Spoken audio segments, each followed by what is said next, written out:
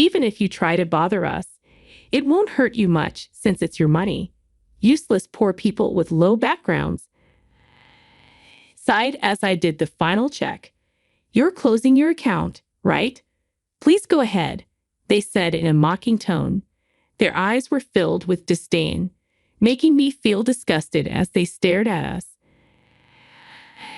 Decided it was time to give those who judge others by their background a taste of their own medicine.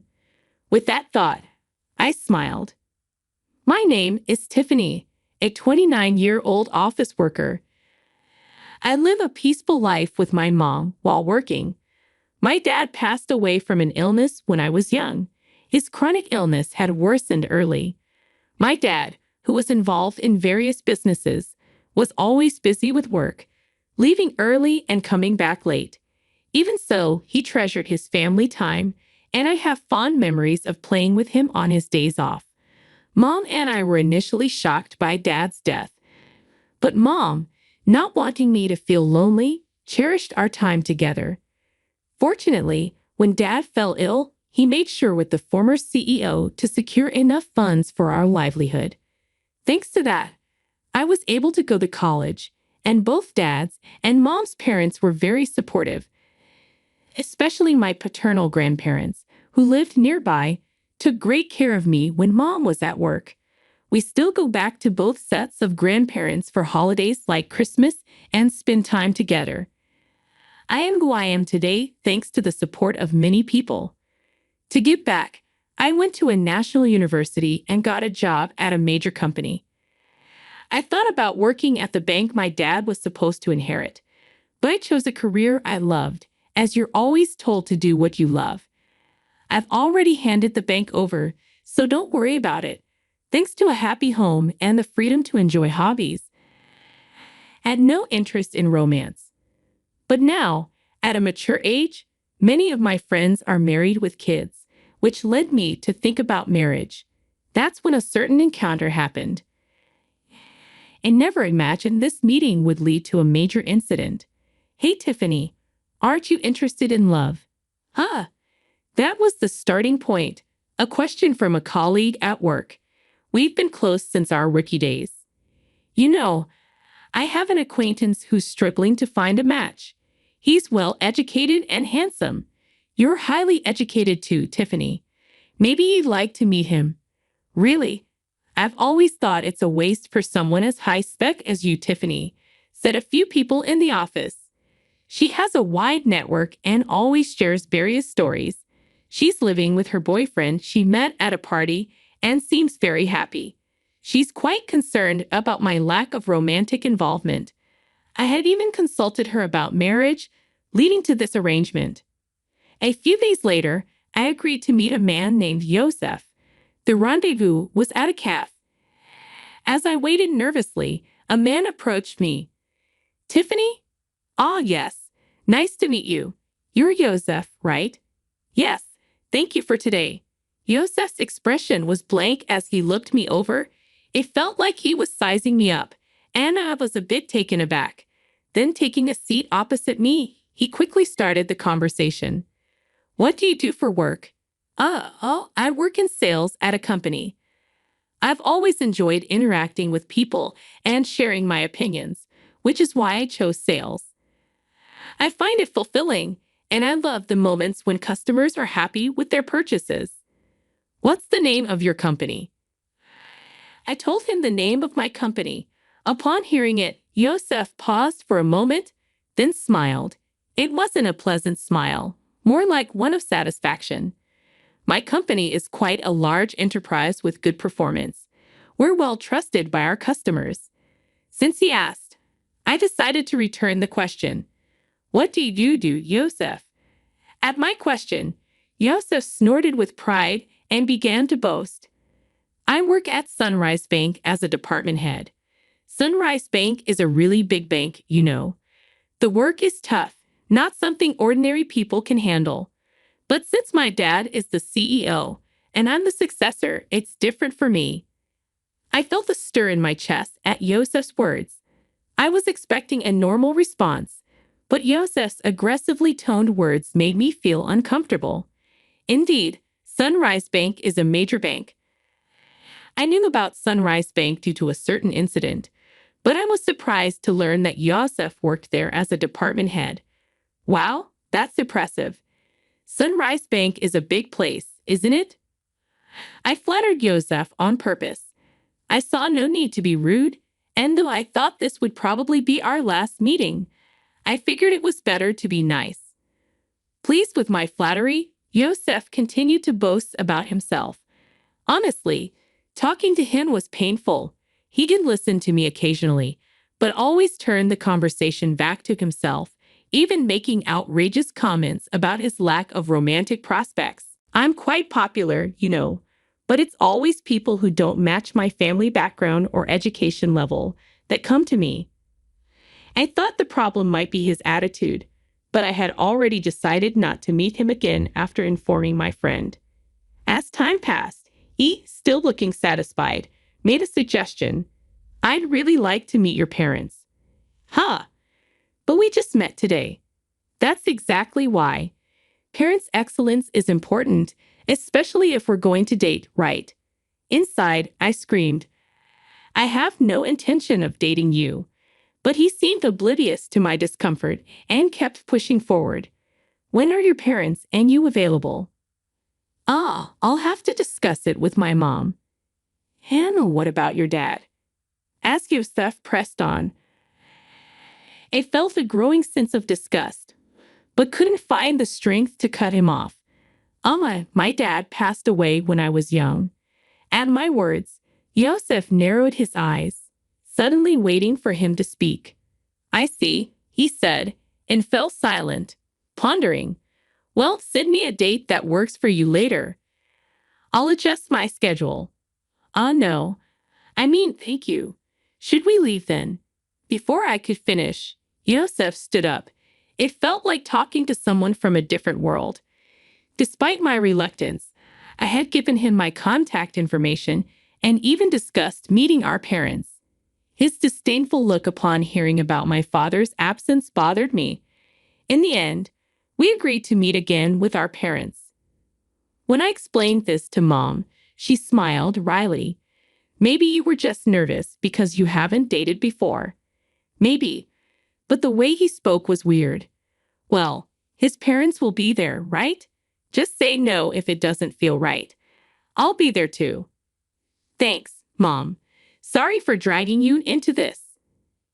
As I apologized, feeling guilty, Mom laughed heartily. It's okay.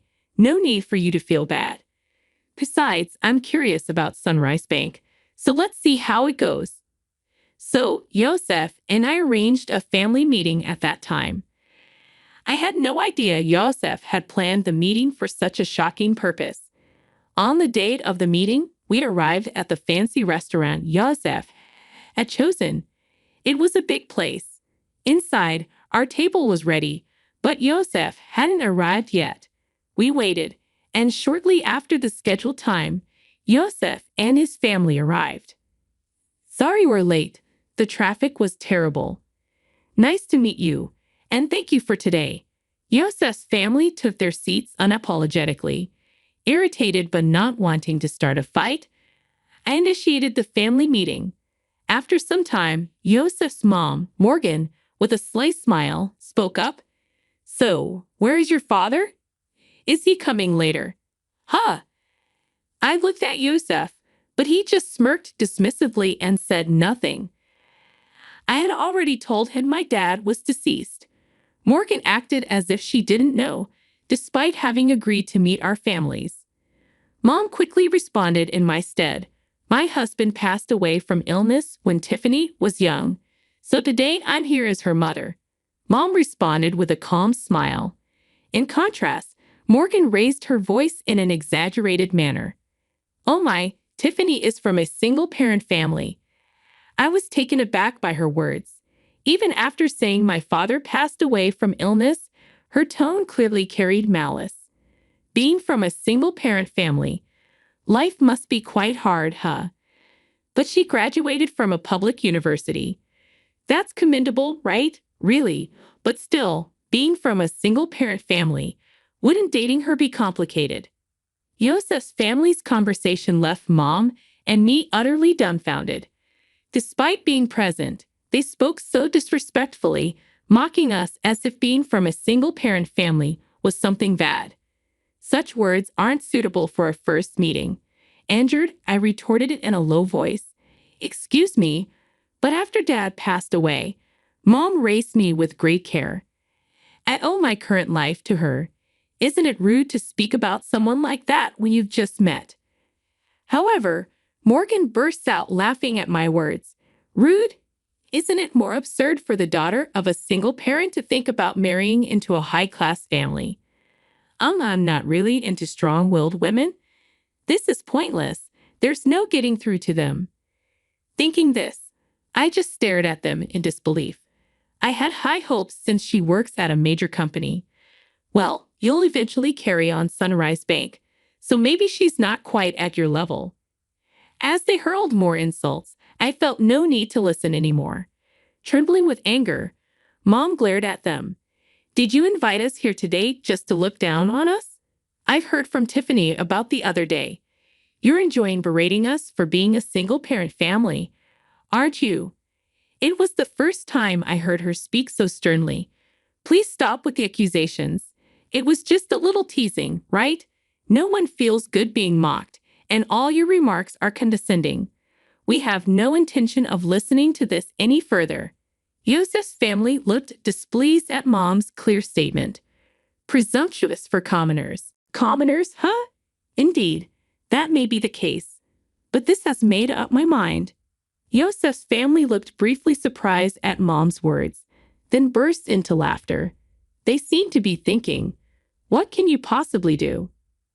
Mom sighed and began to speak. Actually, we have funds deposited with your bank, but we don't wish to entrust them to people like you. Oh, really? But we don't know your name, so it can't be much, right? It's probably insignificant. That's right, even if you try to trouble us with your funds, it won't really affect us. Low-class poor people are not needed. I realized that Eden Mom's last attempt at reconciliation was in vain. They continued to speak disdainfully, unaware. I sighed and made the final confirmation. We're closing our account. Okay, go ahead, they said with a mocking tone and disdainful expressions as they looked at us. I thought to myself, let's make those who judge others by their background suffer a bit. I smiled at the thought. Is that so? Then we will proceed as such, and please consider this meeting never happened. Of course, we had no intention of marrying a daughter from a single-parent family. Well then, we will take our leave now. Mom and I stood up. Oh, don't worry about today's bill. It's too expensive for you. Is that so?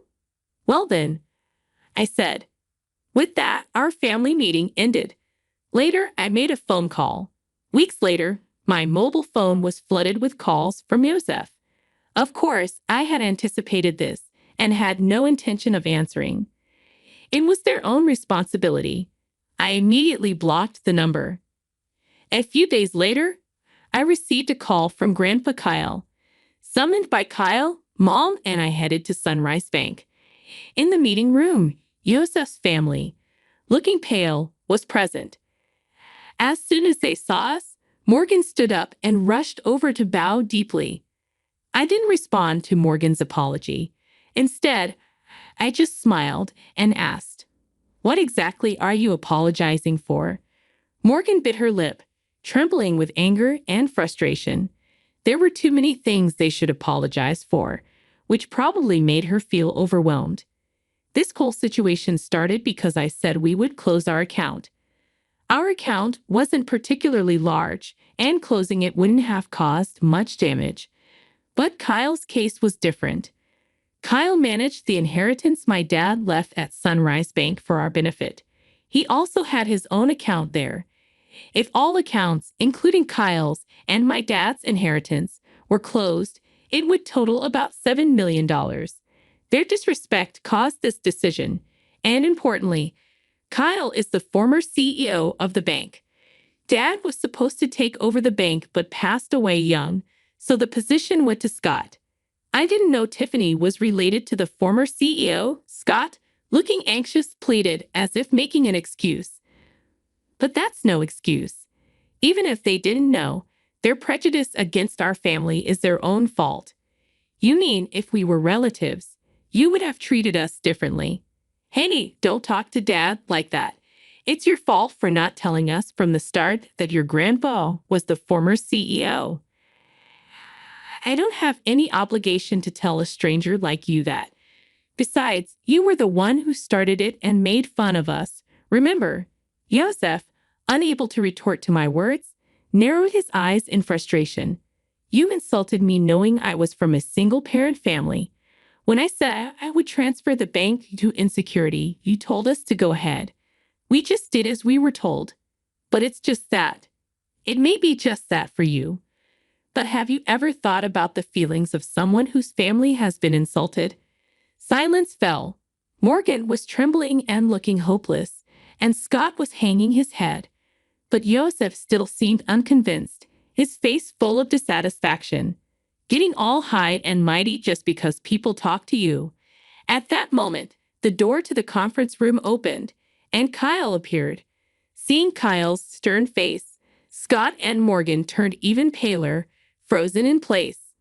Only Yosef glared at me. Even after giving you a chance to reflect, you're still only thinking about yourselves. Kyle, the former CEO, said, It's not my fault. It's her. Watch your words. If you continue, you'll end up even more miserable. Yosef, silenced by Kyle's words, glared at me again. Then, as if resigned, he burst out, No way. Who would think a single parent's relative was the former CEO? You knew I was the future CEO and came to the family meeting just to mock us. Yosef, be quiet. Kyle glared sternly at Yosef, who was breathing heavily. Future CEO, huh? Kyle then turned his gaze to Scott. Scott shrank even more under Kyle's gaze. I understand wanting to leave the bank to your son, but now that I know his mindset, it's impossible for him to continue as CEO. That's ridiculous. Over something like this. Scott started to retort but sat down again under Kyle's gaze. You still don't understand that your attitude is the problem. Though I'm retired, the board will decide. If you have something to say it to them. Remember, we recorded the previous conversation and this one. Don't forget that the voice recorder will serve as evidence. I took out a voice recorder in front of the three and pressed play. The recorder started playing back our conversation from the other day. How dare you prepare something like that? It's unfair. It was just a precaution. But remember, you forced me into this situation. Yosef had nothing to say in return, and their faces turned pale. Thank you, we'll handle it from here, they said. So Mom and I left. Ultimately, Kyle didn't transfer the funds, at least not officially. Scott was removed from his CEO position, and Yosef was demoted. Seemingly unable to handle the blow to his pride, Yosef resigned voluntarily. Kyle's influence in the financial industry meant Yosef would struggle to find work in the same field again. Whether Scott knew this or not, he seemed determined to work until retirement, but Kyle said it would be tough for him both mentally and physically. Morgan, who used to wield power as the CEO's wife, apparently started part-time work to maintain her lifestyle, but her character likely made it hard for her to keep a job. I'm really sorry. It's okay. You didn't know, right? I only shared what happened with the friend who introduced me to Yosef. She just heard about him through someone else and wasn't at fault. Mom was initially concerned about being a single parent, but I'm happy now and can live thanks to the support I've received. When I told her that, she smiled and said thank you. After everything was taken care of, Kyle told us to come over to his house again sometime. I'm really grateful for Kyle's help in resolving the situation. It was tough, but I'm happy now, so it's okay.